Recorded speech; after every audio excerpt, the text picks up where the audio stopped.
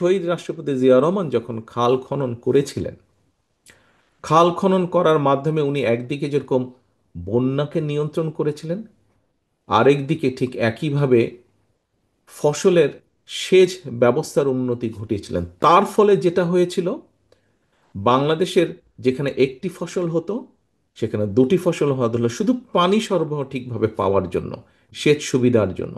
যেখানে দুটি হতো সেখানে তিনটি ফসল হওয়া ধরলো শুধু সেচ সুবিধা পাওয়ার জন্য।